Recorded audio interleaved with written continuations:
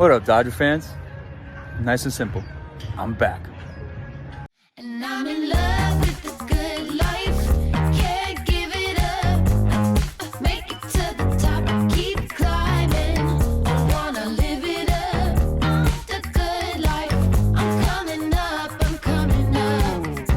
The good life. Good life. Oh, good life. Good life. Good life. Good life. Boom! Coming in hot, Chinchy. What's going on, brother? There you are, Chase. You're starting a little slow this morning, and then by the time you popped on, I was like, "Oh, what do we do? Well- How do we get all fired up here?"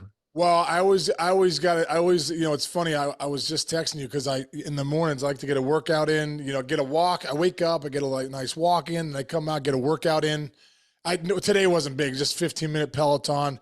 But then I hit the cold plunge, dude, because I go after that inner whiny voice in my head. I go right after him in the mornings. So this morning, dude, I got out of the plunge and it was like, we were scheduled to go on in like 5 minutes, and I was sitting there and I was like, wow, that was an absolute battle. Like I was like, I couldn't get dressed. So that's why I texted like, dude, I need 5 extra minutes. Like I go, the plunge and I just went toe to toe. Like I might have rattled me a little bit. You know what I mean? Dude, first of all, you were like one of the first on that, man. Now, if you go to the internet, everybody's jumping in a cold plunge. Everybody. I told you got the folks. If you can't afford a cold plunge, do the Chinch. Bro, dude, I did it. What'd you say? The ghetto cold plunge at the Chinchimino house. My water pressure, my mother-in-law has been hating it forever because if you turn it hot, you literally could burn the skin off of your hand. Dude, I cook pasta. I could cook pasta in your tub. Seriously, if I put pasta on my chest and ate it, I'd have rigatoni in 0.7 seconds. And then, but if you turn it cold, it's like ice cubes coming down at you. And I was saying, like, dude, especially in a wintertime here on the Northeast, when you wake up and you're so warm in bed, then you get out and you can feel like how cold your floor is. And I go in the shower and it's so warm. And I'm like, there's no way I'm going to be able to turn that knob to cold before I get out of the shower. But then I'm like, if I don't do it, if I get out of the shower warm, I'm just going to be cold all day. And I always jack it up, dude. It makes me feel better. It helps. I can't function without a shower. Dude, when I came to see you a couple weeks ago, bro, I obviously don't have my cold plunge, and I do it every day because it's just, it's that whole adage of do something hard every day. Yes. Do something hard every day. Your body wants it, your mind wants it. You'll feel it if you do, right? So especially something like that. When I was at your house, dude, the one morning I was like, oh yeah, it was like, I think it was like 15 degrees when we visited you. I was like, oh, let me get my cold shower in. I turned it on. I was like, it was like 30 degrees. Like I literally was like, I was in your shower. If you just saw me, and meanwhile your shower's a little lower, so I'm in a full squat position. I'm in full squat position. Thighs, hamstrings, and ass are burning at an epic rate, and I'm just getting pelted by like 20-degree water coming out of your friggin' faucet. I'm like, I don't know how Chinch gets through this. This is incredible. I'm dying. I feel like I'm being tortured right now in a freaking torture chamber. The other thing, by the way, is I live in this old house, and the second floor has those old school heaters. The funniest thing is, if we forget to turn it down, the guest rooms where you were staying with Sarah get so hot that Jess went upstairs. That one night you were staying here, and like, I turned the heat down, whatever, and you go, "Thank God, Jess. I think the devil's in a corner crying because it's too hot in here." Yeah, I was like, turn the heat off, hell, please. If Satan's in my closet right now. But then you turn it down a little bit, and Sarah's like, "Oh my gosh, it's so cold." I'm like, listen. I'm like, Chinch, do you have another comforter we could put on Sarah's side because it's so freaking hot up here? It's literally like Arizona in July. That's what you get. That's how I run. I'm either hot or cold every day in my life. Anyway, we got hot news. We got a lot of news to get to. We got Kike. We got Crawford. But dude, we got to start. We just got to. I almost think it's a daily ritual. We got to figure out Snell. The league has to figure out Snell. Where's he going to go? I know there's no quote new news. It's like all the news is that there's not news, but that means it might be good for the Yankees, but maybe it's not. Maybe he's going to go to the Giants, and it's like we're just going in circles. So like, can we definitively say where? Like, you want to guess? I don't know. I don't know, dude. I for me, the fact that the Yankees made him an offer earlier Mhm. and probably an offer's on the table makes so much sense that he goes to New York, especially at this point of his career. I think he's got some buddies on that team. Hmm. That makes a ton of sense for me. Yeah. But then you look at the numbers, dude.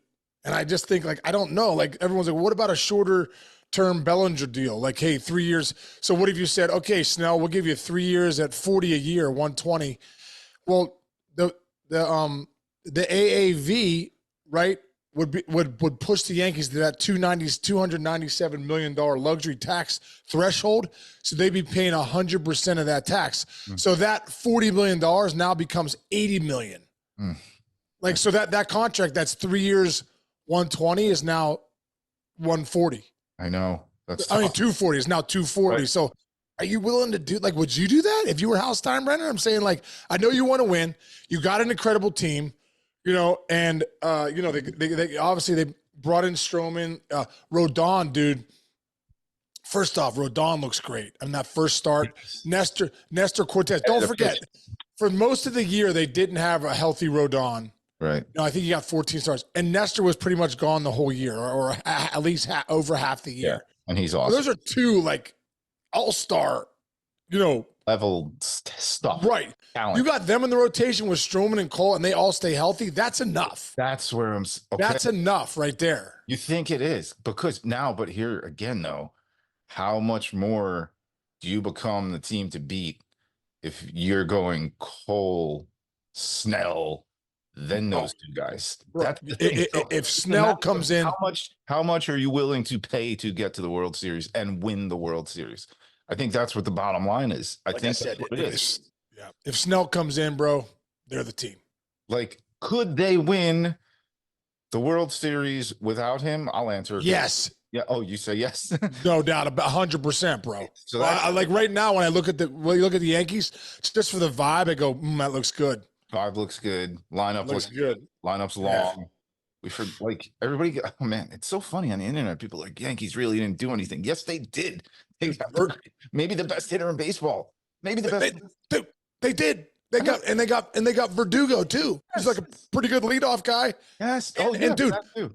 here's one more thing, and then we'll move on from the Yankees. Okay.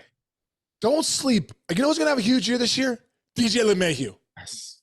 DJ LeMahieu. The reports on camp, from what I'm hearing inside there, is he worked his butt off this offseason. He was doing the sled. He was doing all the things to get stronger, make sure his legs are underneath him. As you get older, that's what starts to go first. Mm-hmm. And you know, I think DJ, dude, is driving balls to right field like he hasn't in the last 3 or 4 years. So that's huge. And the dude that we don't talk about when you talk about the Yankees, Gleyber Torres, dude. Gleyber Torres was the best hitter. When I was there, I was like, oh, good. Get Gleyber right in the middle of that lineup. Like, he's like, we're talking Soto. We talk Verdugo. You talk Judge. Rizzo's back. The two guys you don't really talk a ton about are LeMahieu and Torres, and those guys might be two of the biggest bats in that lineup. I really believe that. That's a great point, man, too. I was watching yesterday, and I was like, wow, there's Gleyber. I forgot. I forgot. Dude, he rakes. Gleyber Torres rakes, and he's a great dude. The other thing, too, is you're not like clogging the bottom of your lineup. Don't forget, if Anthony Volpe gets on base in the 8 or 9 spot, he could steal 2 bases with no outs. Oh. You know what I mean? You got like 2 or 3 leadoff hitters before you get to the first leadoff hitter, which is Verdugo. Yeah. Type of lineup, scary type of lineup. And like I said, it'll be very interesting. But let's move on from them because we got other news. And the second news story I'm going to say is one of the things that's good about the internet. Like one of the times we're like, the internet's fun sometimes when people aren't just killing each other on it. Right. Kike Hernandez, we find out that he's going back to the Dodgers from Kike. Him. That's the John Boy guys wrote on the bottom, like source, like with the question mark. But he's going back there. Actually, the other cool thing that's happening is there's a tweet that people came up with yesterday from Kike in 2017 when everybody was trying to recruit Shohei. And he's like, Shohei, come with me.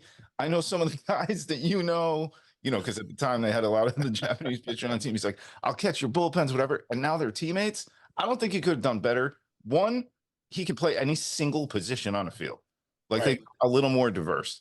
I could see him having almost not starting the most games of his career, but playing in the most games of his career on that team because he can play so many different roles. He can play third one day. He can play short. All three outfield positions. He actually can catch. He could be your emergency catcher. And the other thing is, like, he is the guy that, like, you want in your locker room. Everybody loves him. He's dancing all the time. He keeps things loose. He has no problem coming off the bench. And he's been a Dodger and played huge for the Dodgers in a postseason over the years. Win all around, right? Oh, it's a total win-win all around. And let's and I think another point of this story is, don't forget, in the offseason, the Dodgers traded for Manuel Margot. So when they brought Kike back for $4 million, Margot, I think, makes 10 or 11. They traded him to the Twins. Yeah. And both teams improved that way in that regard. Yeah, I agree. And then the Dodgers got back a pretty good prospect too, with Noah Miller. Right. Who so anyway, you're exactly right, dude. Kike Hernandez brings a ton to the Dodgers, versatility. But I think one of the big reasons, like you said, teams that want to win know that good personalities and good chemistry matters. Kike Hernandez, for me, is like a glue guy. You know, guys love him in the clubhouse. You know, when you see teams bringing back guys that left in free agency or traded away, and they're bringing them back, they left a mark on guys. You know, they feel a void. I feel like Kike is one of those guys for the Dodgers. When he's come back, you know, and he played well for them, man. They traded for him last year. He played well for them. Didn't do well for the Red Sox, but played pretty well for the Dodgers. So it's a great sign, dude. And I love how, you know, like I said, that whole the tweets that he had of he broke the news by, he said at the end he put at myself. Yeah. It's broken by at myself, which is great. Great. And then the tweet to Shohei. You know what's crazy, Chinch? When you sent that tweet out yesterday from Kike in 2017. Yeah. 2017 seems so long ago. I know. And Shohei is such big news all the time. I almost feel like he just got into the league, but this is his 7th year in the big leagues, dude. Yeah, and proven both jobs. Yeah. You both, and it's his 7th year. We're getting incredible. old. And remember when he first came in the league? Before, was Mike Scioscia still the manager? When they were like, they were dancing around like, we don't really want you pitching so much. You're going to pitch every 6th day or every once in a while. And then he got hurt, and everyone's like, can he do it? And then when Joe Madden comes along, he's like, you're doing it. Oh, is that what you want to do? All right, you're going to start. You're going to just do both at a different level. So it's funny to look at the evolution of Shohei, because when he first came in the league, it wasn't a slam dunk. Everyone knew he was good. It's like now he's like just getting better. Good, but don't forget, everybody was like, oh, how much are we going to pitch him? And you could argue there were about 30 to 40 to maybe even 50% of people who were like, he can't hit. Just make him a pitcher. Remember in spring training, how many breakdown tapes did we do at MLB Network? Like, look, he doesn't lift his foot the right way. And like, everybody was right because he was like 0 for 1,000 in spring training. And then boom, pop, pow, boom, bang, bing. Yeah. So was Ichiro when Lou Piniella said, I don't know, the game's a little different over here. And then he threw up 240 hits, won the rookie of the year and the MVP. They're like, hey, just kid. Just kid. Turns out these guys are pretty good that come over from Japan. Oh man, one of the greatest pipelines. It's the greatest pipeline right now. They're up there. I mean, the Japanese are as big as any of these South American imports. Like great baseball all over the world, and it's coming into this country. And incredible. You know, guys that grew up here are getting better at it too. It's the game is in good hands, man. With these, it is, man. You know, listen. Now you say like, hey, you know, people say, how come these guys get so much money? Because these are the 700 best players in the world now. Yes. Now it's the world. It's not just Latin America or the States. Where now it's the world. I mean, people are coming over now in the big leagues from Korea and Japan and everywhere. Yeah. You know, so but it's also like, you know, you look back at how it's generational, whatever. Like, there wouldn't be any like A-Rods or Jeters or those guys without Cal Ripken. Wow, this guy's my height. I'm allowed to play shortstop. Boom. Now you got Ohtani out there. You know, maybe I can be a two-way player, right? Then you got, we saw it this weekend. Aaron Judge, 6'7". Wait, you can be that good? And like Dave Winch, Aaron Judge. The Yankees have a lefty that looks like Aaron Judge now. Yeah, Spencer Jones. That guy was going to play basketball 5 years ago. Right. That athlete was going to play basketball or play football. And now you're seeing there's a lot more athletes being athletes in baseball. And again, it goes back to like the shift being gone is helpful. I've already seen like 10 diving plays all over the field. People are playing Yeah. their positions. It looks like baseball again. Dude, that shift being gone is great for baseball. Unbelievable. That was like it was a bad brand. yeah. Now that you don't have the shift and you look back up, that was a bad brand of baseball. I don't care when it says, "Oh, do this." Like, no, that doesn't work especially with athletes, dude. Yeah. The one thing about the big league athletes, dude, these guys can hit missiles anywhere, but their athleticism in the field is incredible. So if you only have to cover, if you're in that shift, you have to cover 3 feet each way, like you're a third baseman, nothing's getting through. Right. Well, how about this? It's like this. Why do you think there's no you're not allowed to play zone in the NBA? Because games would be 72 to 68. I think guys could just stay in their position. It's the same thing with baseball. Games were 2-1. Now you get back to the positions and I don't know, whatever. Is that true? I thought you're allowed to play zone again in the NBA. Yeah, there's like it's like they have zone elements, but you got to be moving towards the ball and be near a player. And they cheated a little the same way they cheated when they tried to take the ball in from out of bounds and everybody steps on the line every time. Yeah, right. Or there's no more traveling in the NBA. That's a fact. You can take 7 steps if you're Dude, are you kidding me? They take seriously 5 steps now. LeBron had a breakaway dunk the other day. I think he took like 9 steps. It's ridiculous. And everybody's like, it's LeBron. No, the great dunk. How did that happen? How did that happen? Back in the day, they were tighter on it. I don't know, because it's like, I don't know, would you rather see a LeBron dunk count or a LeBron dunk not count? I don't know. Yeah, well, I mean, the guy took 5 steps. Guys took 5 steps. That's true. And they take that, dude. They're 7 feet tall. Their steps are like they're your 5 steps is their 1. They're taking 15 Chinchimino steps to get to the freaking dunk. That's no question about that. No question. I would have to sprint next to LeBron James while he's walking, probably. Keep up. Be a slow jog. All right, hey, one more nice signing here. Interesting. Brandon Crawford. Funny enough, we're going to see him in a different uniform. He's going to go to the Cardinals. There's something about the Cardinals where there's something about when guys go to the Cardinals at the tail end of their career where you're like, oh, at least it's the Cardinals, Cardinals, historic team. Like, remember, all the first basemen went there. Tino Martinez went there at the end of his career. Will Clark went there at the end of his career.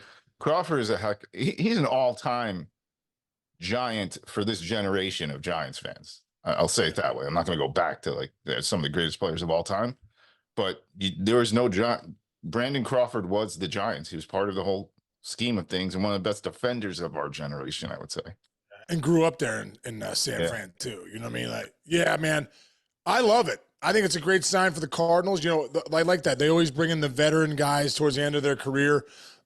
Also, too, for leadership for some of the younger guys like the Nolan Gormans and, the young prospects that they have to bring up Brandon Crawford in just to see how he works. I did a demo with him one time on MLB Network when it was Joe Panic at second and Crawford at short in the height of his career. A man of few words, to tell you the truth. A man of few words. Yeah. But man, the way him and Panic would work during batting practice and turning double plays and stuff like that was really impressive, man. And the guy's a great guy. Like I said, he's the kind of guy at 37 years old. If Brandon Crawford thinks he has one more year in him, go to another team, enjoy yourself. Sometimes fans will be like, oh, can't imagine Brandon Crawford another uniform. Guess what? Brandon Crawford wants to experience it. As a player, like I look back at my career at the end, like I was with, came up with the Indians and I was with the Reds, which was incredible. But, ended up going to the Pirates and Detroit and Boston like in the last 3 years. But I look back at my career, I'm like, man, I'm so glad I had those opportunities to be in those cities with those fans, to live in a different place, to drive a different route to the stadium, to play against other teams. It was just it's a great experience for a player. So for any player that gets a chance at the end, that they want to play 1 or 2 more years, but that team doesn't want you, it's all good. Like I look at Joey Votto. Joey Votto going somewhere else be great for Joey Votto and great for the game. So I love that he's going to the Cardinals, man. I think it's a great sign by them. It's smart, and it's great for Brandon Crawford. I like that. All right, last one. We'll stay up the middle here. Xander Bogaerts moving to second base, first time in his life. I read a quick little article about, his process. Obviously, he's a team player. He's going to go for it. And somebody asked him, like, what the most difficult thing is. And I already knew the answer before, but he's learning as hard as he can to crash course, learn how to turn double plays from second base. Right. coming from the other side of the field. It really is the footwork you have to have. It's so tough because it's third base and shortstop. You're moving your momentum towards where you're going to throw your ball. Second base, you have to kind of twerk yourself. And like, it is a very different position. I think the turn to double play at second base is way harder than shortstop, even though shortstop might be a little more, more wear and tear and tougher. You got to cover a little bit more ground and you have to have a better arm, but it's going to be interesting to see him do it. But why wouldn't he be able to do it? He's a stud. He's a superstar. Yeah, and you're right though. The pivot's so different. The flips are different. I mean, it's a different using your brain, and your brain's different, dude. Like when you're on the right side of the infield, then you go to the left side. It's like, whoa, yep. What is this? So like he's been on the left side of his infield as a third baseman when they won it early, I think 2013, and then he was a shortstop, 2018, and then to go to the other side of the infield, that's not. So, that's obviously is not super easy, but you're right. Bogey is such a great athlete. He's going to do great over there at second. If you go back and look at his year last year, he had a pretty good year. We kind of like under the radar good year. And I think it makes sense to put Kim back there at short because he's elite. Yeah. Oh, but they're better with him at short, dude. I agree. And also if Bogarts can keep it, can get his footwork together and everything. Think about the arms you have in the middle, up the middle now. I mean, if he can learn how to turn a double play with his feet, they're going to turn a lot of double plays this year. Yeah, exactly. Bang, bang plays are going to be outs now. So, and you got to give him credit for doing that, man.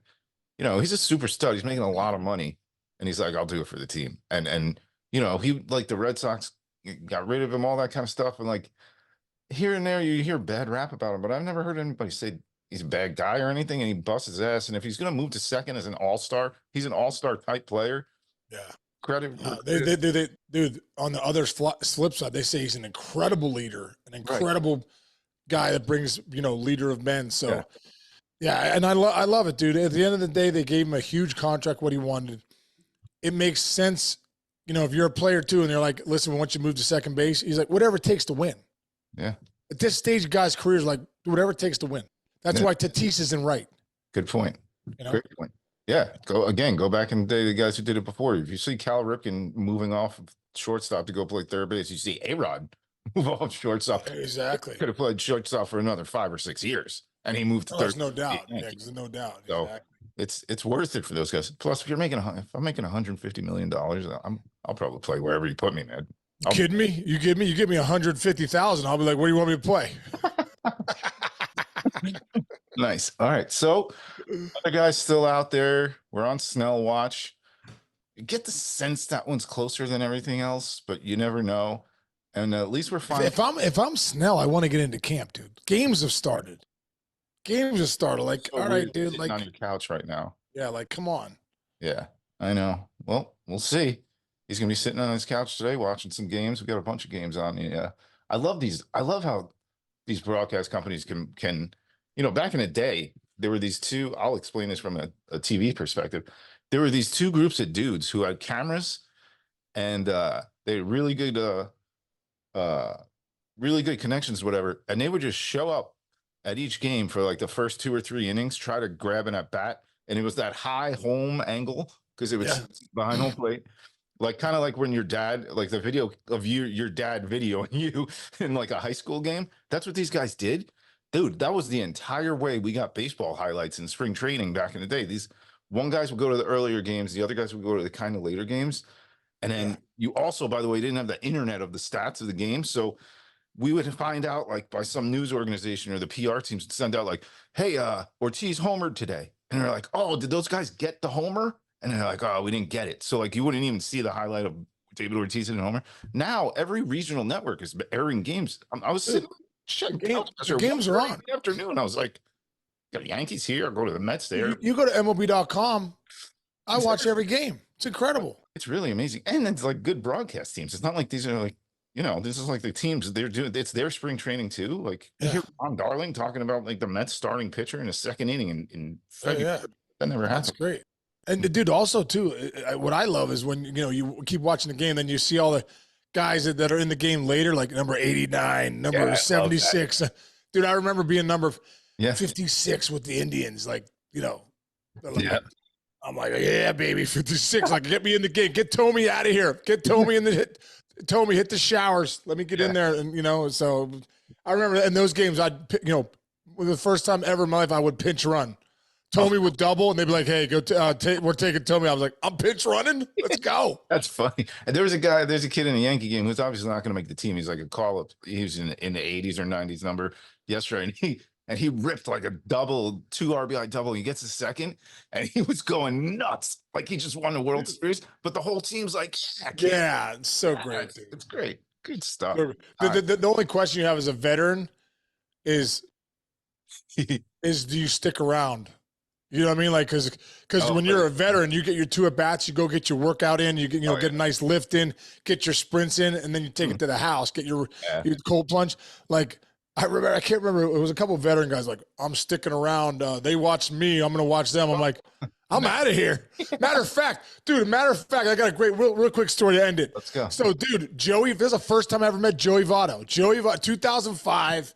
Where I'm with the Reds, and obviously I'm getting my work in. Me, Dunner, Griff, Kernsey, LaRue. we're all getting we get the first 4 innings at the beginning, and then bam, you're out of there. And one day we had a doubleheader. It was like Tuesday doubleheader, and so they bring up. That's when we got the doubleheader. They bring up the minor league guys. A lot of guys come up. Right. So I remember where I'm coming out in the 4th. I got 2 ABs coming out in the 4th. This dude's going in for me. It's Joey Votto. He's like an A-ball. Jeez. Wow.